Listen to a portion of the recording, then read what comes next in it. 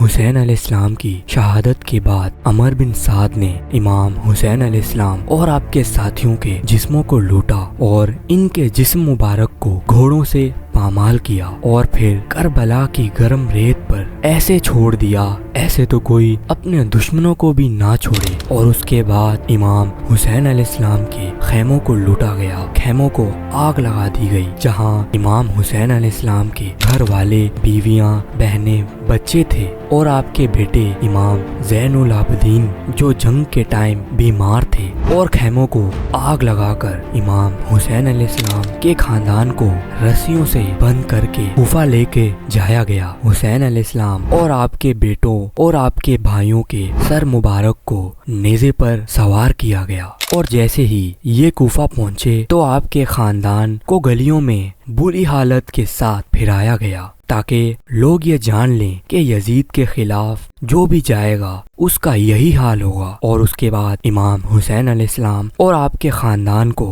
عبید اللہ ابن زیاد کی دربار میں پیش کیا گیا، اور جب عبید اللہ ابن زیاد کے سامنے امام حسین علیہ السلام کا سر مبارک آیا تو وہ خبیث اپنی چھڑی کے ساتھ امام حسین علیہ السلام کے چہرے پر مارنے لگا اور آپ کے چہرے کے بارے میں برا بلا کہنے لگا۔ اور اس ٹائم ایک صحابی انس بن مالک وہاں موجود تھے، انہوں نے کہا عبید اللہ ابن زیاد کو میں نے حسین سے زیادہ نبی صلی اللہ علیہ وسلم کا ہم شکل نہیں دیکھا۔ اس کے بعد امام حسین علیہ السلام کے خاندان کو کوفہ سے دمشق لے جایا گیا، جہاں انہیں یزید کی دربار میں پیش کیا گیا۔ امام حسین علیہ السلام کے خاندان کو دیکھا اور کہا میرے سامنے کھڑے ہونے کا انجام یہی ہوتا ہے۔ تبھی علی علیہ السلام کی بہادر بیٹی نے سیدہ زینب نے فرمایا اے یزید، کیا تو نہیں جانتا تو نے ان لوگوں کو قتل کیا ہے جن سے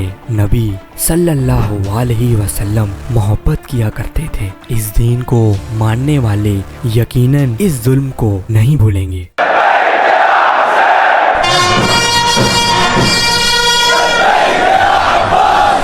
لیکن خدا بہترین فیصلہ کرنے والا ہے اور یقیناً تمہارے اور ہمارے درمیان فیصلہ کرے گا، تو یزید اس دن کے لیے تیار ہو جا۔ اور کیا تم سمجھتے ہو تم نے ہمیں قتل کر کے ہماری عزت کو ٹکڑے ٹکڑے کر دیا اور لوگوں کی نظروں میں ہماری حیثیت پر کیچڑ اچھالی؟ لیکن ایک دن تم اپنے ہاتھوں پر نبی صلی اللہ علیہ وسلم کے خاندان کا خون لے کر اللہ کے سامنے کھڑے ہوگے۔ کیا یہی تمہارا انصاف ہے؟ تم اپنی بیٹیوں اور لونڈیوں کو پردے میں رکھتے ہو جبکہ رسول خدا کی بیٹیاں پردہ پوشی ہو رہی ہوں۔ تم نے آل رسول کی شان میں گستاخی کی ہے اور تم میرے بابا علی ابن ابی طالب کے ذریعے سے آزاد ہونے والے نسب سے ہو۔ تم نے بدترین انسانیت اور اخلاق کا مظاہرہ کیا ہے۔ سیدہ زینب نے کہا میں علی کی بیٹی ہوں، وہ علی جس کا ہاتھ نبی صلی اللہ علیہ وسلم نے غدیر خم کے موقع پر اٹھایا تھا۔ میں نبی صلی اللہ علیہ وسلم کی بیٹی ہوں اور میں حسین کی بہن ہوں۔ سیدہ زینب بڑی بہادری کے ساتھ بات کر رہی تھی اور اپنے خاندان کی فضیلتیں بیان کر رہی تھی، اور جب یزید نے سیدہ زینب کو بڑی بہادری کے ساتھ بات کرتے دیکھا تو وہ یہ دیکھ کر وہ ڈر گیا۔ تبھی دربار میں شخص نے کہا ایسا لگ رہا ہے کہ جیسے علی بات کر رہا ہو۔ اس کے بعد امامت کا وارث بولا۔ امام سجاد علیہ السلام نے کہا اے یزید، میں زمزم اور صفا کا بیٹا ہوں، اس کا بیٹا ہوں جس نے حجر حسود کو اپنی چادر میں اٹھایا، اس کا بیٹا ہوں جس نے مسجد الحرام سے مسجد الاقصی تک کا سفر کیا تھا، وہ جو آسمان پر گیا اور سدرۃ المنتہا تک پہنچا۔ میں علی کا بیٹا ہوں، سالین کا سردار، مومن کا شہزادہ۔ میں اس کا بیٹا ہوں جو جنگ میں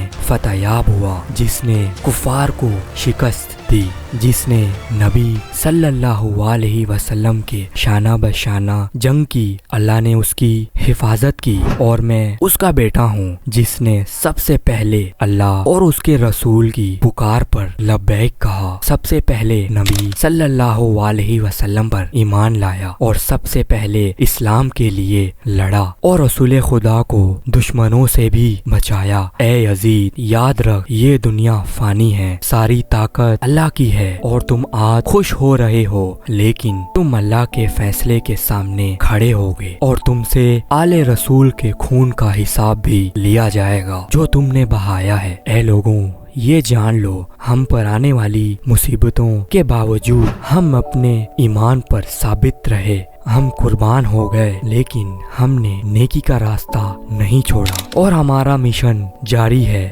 جو کبھی رکنے والا نہیں ہے۔ اور یہ سب سن کر یزید ڈر گیا اور اس کا پلان تھا امام کو شہید کرنے کا، لیکن یہ سن کر وہ ڈر گیا اور اس کے بعد امام حسین علیہ السلام کا خاندان اپنے گھر واپس چلا گیا۔ جب مدینہ کے لوگوں کو حسین علیہ السلام کی شہادت کا پتہ چلا تو انہوں نے یزید کے خلاف بیعت توڑ دی، کیونکہ وہ پہلے سے ہی یزید کی ظلم کی حکومت سے غصہ تھے اور اب امام حسین علیہ السلام کی شہادت نے انہیں جگا دیا تھا اور مدینہ کے لوگ یزید کے خلاف ہو گئے، جس پر یزید کو بہت غصہ آیا اور اس نے مدینہ کے لوگوں کے خلاف ایک بڑا لشکر بھیجا۔ اس فوج کا کمانڈر مسلم بن عقبہ تھا اور اس فوج کو کہا گیا تھا مدینہ کو واپس اپنے کنٹرول میں لانے کا اور جو لوگ یزید کے خلاف کھڑے ہیں انہیں قتل کر دیا جائے۔ یزید کی یہ فوج مدینہ کے باہر پہنچ گئی اور وہاں کیمپ لگا لیے اور مدینہ کے لوگ تعداد میں بہت کم تھے اور ان کے پاس زیادہ تلواریں بھی نہیں تھی، لیکن یہ وہ لوگ تھے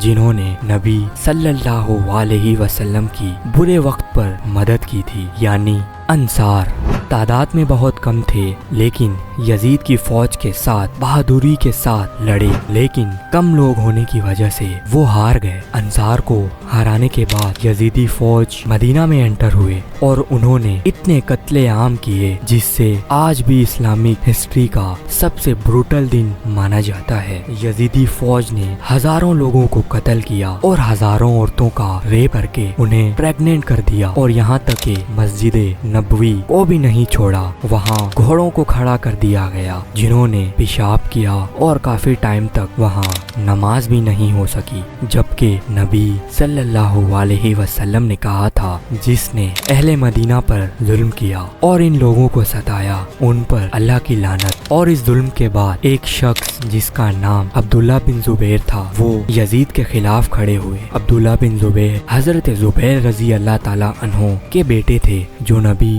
صلی اللہ علیہ وسلم کے کزن تھے اور وہ امام علی علیہ السلام سے بہت محبت کیا کرتے تھے۔ حضرت عبداللہ بن زبیر رضی اللہ تعالی عنہ مکہ میں لوگوں کی سپورٹ کرنے لگے تاکہ اس ظالم یزید کے خلاف کھڑے ہو سکیں، اور جب یزید کو پتا چلا تو اس نے مکہ پر بھی حملہ کرنے کا سوچا۔ یزید نے مکہ کی طرف ایک فوج بھیجی جس کا لیڈر حسین بن نمیر تھا۔ یہ فوج مکہ کے باہر پہنچ گئی اور مکہ کو گھیر لیا اور حضرت عبداللہ بن زبیر نے بھی مکہ کو بچانے کی تیاری شروع کر دی اور مکہ کی گلیاں تنگ تھی کیونکہ اس کے آس پاس بہت بڑے بڑے پہاڑ تھے جو کہ عبداللہ بن زبیر کے لیے ایک پلس پوائنٹ تھا۔ کچھ ٹائم بعد یزیدی لشکر نے کیٹاپل یوز کر کے آگ سے بھرے پتھر پھینکنے شروع کیے، جن میں ایک پتھر جا کر کعبہ پر لگا اور کعبہ کو آگ لگ گئی جس سے کعبہ کا غلاف جل گیا اور دیواریں بھی جل گئی، اور کعبہ جو اللہ کا گھر ہے اس کو آگ لگانا کعبہ کی بہت بڑی توہین ہے۔ اور اس کے فوراً بعد یزیدی فوج کو پتا چلا کہ یزید کی موت ہو چکی ہے۔ اللہ نے فوراً ہی یزید کو اس کی سزا دے دی اور اپنے پاس بلا لیا، اسی لیے کہ باپ کی طرح اس کی بھی اچھی خاطرداری کی جائے۔ جبکہ یزید کی عمر صرف 36 سال تھی اور جب یزیدی فوج کو خبر ملی تو پوری فوج میں ہو گیا، اور یہ دیکھ کر یزیدی فوج کے کمانڈر حسین بن نمیر نے حضرت عبداللہ بن زبیر کے ساتھ صلح کرنے کا فیصلہ کیا اور کہا وہ دماسکس آ جائے تاکہ ہم بیٹھ کر بات کر سکیں، لیکن حضرت عبداللہ بن زبیر نے اس کی بات نہیں مانی اور یزیدی فوج واپس چلی گئی، اور اس کے بعد حضرت عبداللہ بن زبیر رضی اللہ تعالیٰ عنہ نے کعبہ کو دوبارہ تعمیر کروایا، اور یزید کی موت کے بعد اس کے بیٹے معاویہ بن یزید کو اگلا خلیفہ چنا گیا، اور اس نے خلیفہ بنتے ہی خلافت سے ریزائن کر دیا اور کہا میرے باپ نے بہت ظلم کیے ہیں، اس نے اہل بیت کے ساتھ ظلم کیے، اور میرے دادا نے علی کے خلاف جنگ کی، آج خدا ہی جانتا ہے ان کے ساتھ قبروں میں کیا ہو رہا ہے، اسی لیے مجھے خلیفہ نہیں بننا، اور اس نے ریزائن کر دیا، اور کچھ ہی ٹائم بعد اس کی بھی موت ہو گئی، اور اس کی